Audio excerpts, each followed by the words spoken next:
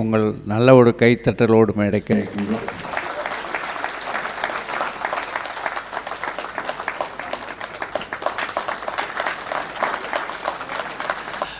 பொதுவாக வந்து ஒரு டிவியில் வந்து மிமிக்ரி ஆர்டிஸ்டாக இருந்தால் அப்படின்னா நம்மளுடைய லெவல் கொஞ்சம் கம்மியாக தான் இருக்கும். அவருக்கு ஒன்றும் ரொம்ப ஒரு பேக்ரவுண்ட் இல்லாத அப்படி தான் நம்ம நினச்சிட்ருப்போம். அப்படி இல்லை, it's a well educated person. நிறைய அமைப்புகளுக்கு மோட்டிவேஷன் கிளாஸஸ் எல்லாம் எடுக்கக்கூடியவர். அந்த அகரம் ஃபவுண்டேஷன் அப்படின்னு ஒன்று இருக்குல்ல, அதில் வந்து பொதுவாக நம்மளாம் வசதியாக இருக்கிறவங்கெல்லாம் குழந்தைங்களை சேர்த்துடுறோம். 10க்கு 10 ரூமில் வெறும் 40 வாட்டு பல்பில் எந்த விதமான பாதுகாப்பும் இல்லாமல் ஃபஸ்ட்டு ஜென்ரேஷன் சேர்ந்த குழந்தைகளை படிக்க வச்சதோட பெருமை வந்து அகரம் ஃபவுண்டேஷனுக்கு சேரும். என்ஜினியர்ஸ், டாக்டர்ஸ், என்ன அட்வொகேட்ஸ் நிறைய பேரை உருவாக்கியிருக்காங்க. அவங்களுக்குள்ள மிகப்பெரிய சங்கடம் என்ன அப்படின்னா, தமிழ் மீடியத்தில் ரிமோட்டு கிராமத்தில் படித்தவங்களை தூக்கி கல்லூரியில் போட்ட உடனே அவங்களால பேலன்ஸ் பண்ண முடியாது, சிட்டி ஸ்டூடெண்ட்ஸோடு மிக்ஸ் பண்ண முடியாது. அவங்க படிப்பை மட்டும் கொடுக்கல, ஜெயச்சந்திரன் மாதிரி மோட்டிவேட்டர்ஸ் எல்லாம் வச்சு எவ்ரி வீக் வந்து எப்படி இங்கிலீஷ் பேசணும், எப்படி பேசணும், காலேஜில் எப்படி பழகணும் அப்படிங்கிற தன்னம்பிக்கையெல்லாம் கொடுத்து அவங்க அகரம் ஃபவுண்டேஷனுடைய ஒவ்வொரு அணுவிலையும், அதாவது இன்றைக்கி வந்து ஆயிரக்கணக்கில் வந்து ஃபஸ்ட் ஜென்ரேஷன் கிராஜுவேட் உருவாக்கியிருக்காங்க அப்படின்னு சொன்னால் ஜெயச்சந்திரனுக்காக நம்ம ஒரு கைத்தட்டல் கொடுக்கலாம். Over to Jayachandran. ஸோ ஏற்கனவே இங்கே ஒரு காமெடியன் சுதீஷ் அவர் சொல்லும்போது, தூர்தர்ஷன் வந்து டிடி ஸ்போர்ட்ஸ் இருக்குது, டிடி நேஷ்னல் இருக்குது, டிடி பாரதி இருக்குது, டிடி பொதிகை இருக்குது. ஒரு காலத்தில் டிடி மட்டும்தான் இருந்தது. ஸோ அந்த டிடியில் ஒளியும் பார்க்குறதுக்காக பக்கத்து வீட்டுக்கு 10 பைசா கொடுத்து போன பல பேர் இருக்காங்க. இங்கே 25 பைசா கொடுத்து எதிர் வீட்டில் படம் பார்க்க போனவங்க இருக்காங்க சண்டே. அதில் வந்து நியூஸ்னாலும் பிடிக்கலைனாலும் சோபனா ரவி நியூஸ் படிக்கும்போது அங்கேருந்து நகராமல் உட்காந்துட்டே அந்த படம் பார்த்தவங்க இருக்காங்க. ஏன்னா ஏஞ்சி போயிட்டா இடம் போயிடும். அதனால் அந்த செவுத்தோரம் பிடிச்ச இடத்துல சோபனா ரவி என்ன சொன்னாலும் கேட்டுக்கிட்டு இருந்தாங்க அந்த காலத்தில். அந்த தூர்தர்ஷனில் என்ன நடக்கும்னா, இப்போ நம்ம வந்து நான் பேசிகிட்டு இருக்கும்போதே இப்போ வீடியோ எடுக்கிறாங்கன்னா கீழே கமெண்ட் போட்டே இருப்பாங்க, டேய் பூமர் எதுக்குடா இப்போ தூர்தர்ஷன் பற்றி பேசுகிற அப்படின்லாம் வந்து கமெண்ட் வந்துகிட்டே இருக்கும். அப்போல்லாம் ஃபீட்பேக் அப்படிங்கிறது வந்து லெட்டர் எழுதி போடுவாங்க. யாராவது லெட்டர் போஸ்ட் கார்டெலாம் எழுதி போட்டிருக்கீங்களா தூர்தர்ஷனில்? பாருங்கள் சார், எதிரொலி அவங்களுக்காக நாங்கள் எழுந்து நின்று கை தட்டுறோம். அந்த லெட்டர் படிப்பாங்கன்ற நம்பிக்கையில் எழுதி போட்டிங்க பார்த்தீங்களா? அதனால் இந்த எதிரொலி நிகழ்ச்சியை வந்து அன்னைக்கு வந்து தொகுத்து அதுக்கு பதில் சொல்கிற ஒரு தூர்தர்ஷனில் டைரக்டர் ஒருத்தர் இருந்தார், நல்ல தம்பி சார். அப்புறம் யூஎம் கண்ணன் அதை டேக் ஓவர் பண்ணிட்டார். 2 பேரும் மாற்றி அதை பண்ணிகிட்டு இருந்தாங்க. தூர்தர்ஷனில் பார்த்திங்கன்னா அந்த எதிரொலி அப்படின்னு வியாழக்கிழமைன்னு வைப்பாங்க. அது வந்து போன வாரத்தோட ஃபீட்பேக் வந்து விமர்சனங்கள் வரும், பாராட்டி வரும், எல்லாம் வரும். அதில் வந்து கேள்விகளுக்கு பதில் சொல்கிறது வந்து அந்த நல்ல தம்பின்னு ஒரு டைரக்டர் இருந்தாருங்க. நான் நல்லா பேரையே சொல்லுவேன், அவர் என்னுடைய ஃப்ரெண்டு தான். அவரை மாதிரி ஒரு வழிக்குண்டு பதில் சொல்கிற ஆள் பார்க்கவே முடியாது. நீங்கள் என்ன கேள்வி கேட்டாலும் அவர் அதுக்குன்னு ஒரு பதில் வச்சுருப்பார். இப்போ அந்த எதிரொலி நிகழ்ச்சி இப்போ ஆரம்பிக்கிறது. அந்த எதிரொலியில் அவர் எப்படி பேசுவார்னா, தொலைக்காட்சி அன்பர்களுக்கு நம்முடைய எதிரொலியின் காரணமாக வருக என்று வரவேற்கின்றோம்.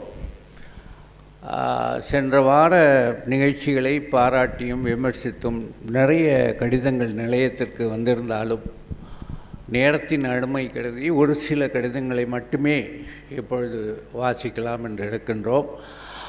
அப்படிப்பட்ட கடிதங்களை இப்பொழுது அப்படின்னு சொல்லி வெளியில் அந்த இடத்துல ஒரு அழகான ஒரு பெண் பிள்ளை உட்காந்துருக்கோம். இன்றைக்கி நமக்கு அதுக்கு வசதி இல்லை.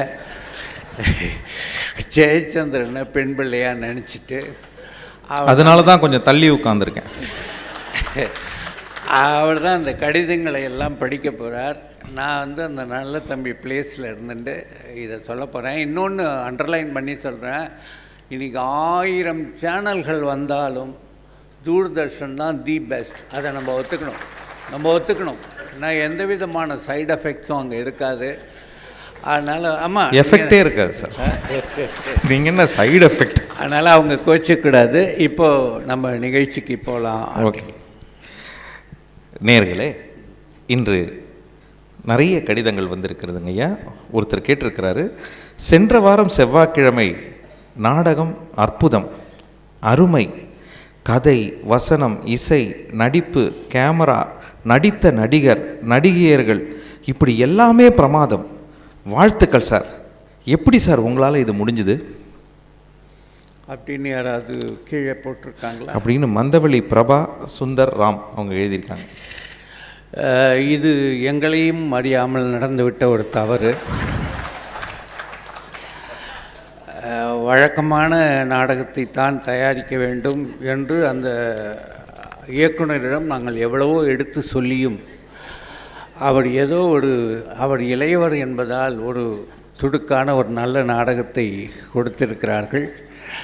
அன்பர்களுக்கு நாங்கள் என்ன சொல்லிக்கொள்ள விரும்புகிறோம் என்று சொன்னால், இது போன்ற தவறுகள் எதிர்காலத்தில் நடப்பாது. அடுத்த கடிதம் வந்தீங்கன்னா, சனிக்கிழமை நாடகம் 8 கால் பூச்சிக்கு எத்தனை கால். இந்த நாடகத்தில் பூச்சியோட க்ளோஸ்அப் காட்சி காட்டும்போது அதில் 7 கால் மட்டும்தான் இருந்ததை நாங்கள் கவனித்திருக்கிறோம். ஏன் இதை நீங்கள் கோட்டை விட்டீர்கள் அப்படின்னு ஒரு நேயர் எழுதியிருக்கார். கும்பகோணத்திலிருந்து ராஜேஷ் மல்லிகா, இவங்க 2 பேர் சேர்ந்து இதை எழுதியிருக்காங்க. இது ரொம்ப நல்ல கேள்வி, அருமையான கேள்வி. அந்த நாடகத்தை எல்லாரும் உன்னிப்பாக பார்த்திருக்கிறார்கள் என்கின்ற பொழுது நாங்கள் உண்மையிலேயே பெருமை அடைகின்றோம். 8 கால் பூச்சிக்கு 8 கால்.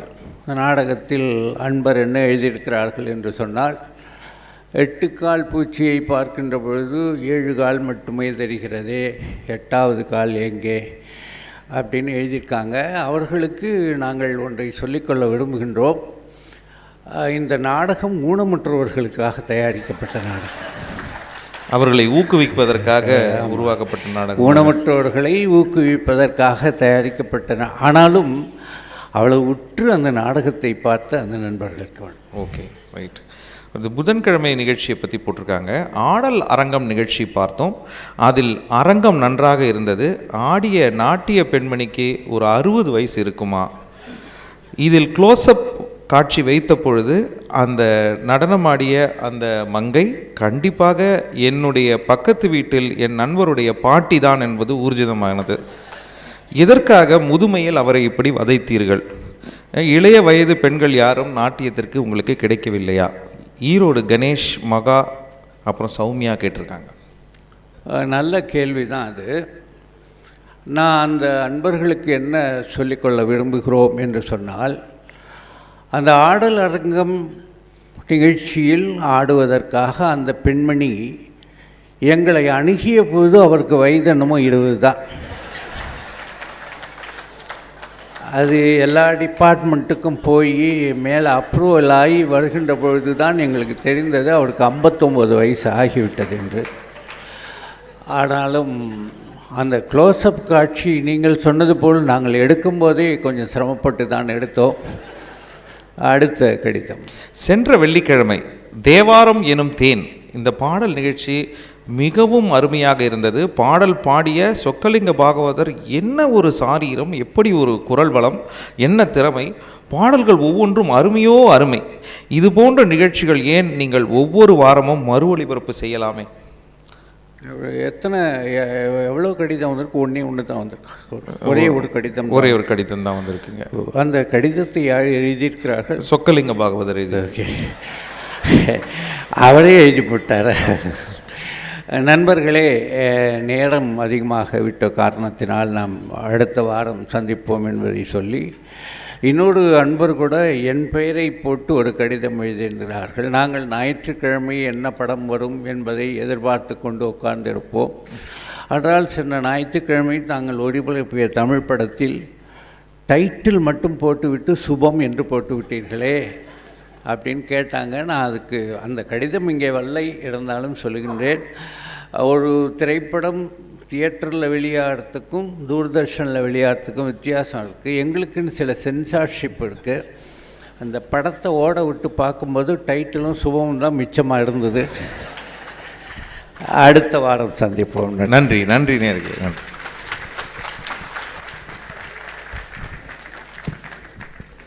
சேகரன் சாருக்கு எல்லாம் நல்லா ஜோராக கைத்தட்டலாம். சார் நீங்கள் அருமை சார். நீங்களும் இது மாதிரி ஹியூமர் கிளப்பில் அப்ளிகேஷன் போட்டு அப்ரூவல் ஆகி இப்போ தான் வந்து நீங்கள் ஒரு நிகழ்ச்சி பண்ணுற மாதிரி அமைஞ்சிருக்கு. ஸோ அவர் வந்து பாரதிராஜா சார் படத்தை 16 வயதினிலே வந்து நான் போய் பார்த்தேன். பார்க்கும்போது பெரிய எதிர்பார்ப்பு இல்லை, ஆனால் போய் பார்த்ததுக்கப்புறம் நல்லா இருந்தது அப்படின்னு சொன்னார். சில விஷயத்தை அவர் சொல்ல மறந்துட்டார். அவர் வந்து படம் பார்க்க போனதுக்கான காரணம் போஸ்டரில் ஸ்ரீதேவி இருந்ததுன்றது அவர் டீட்டெயில் சொல்ல மறந்துட்டார். மயிலாப்பூர் ஃபைன் ஆர்ட்ஸ் கிளப்பில் ஹியூமர் கிளப் நிறைவேற்றுகிறது என்றால் அதற்கு காரணம் நம்மை இணைப்பது கலை மட்டுமே. கலை அழியாது.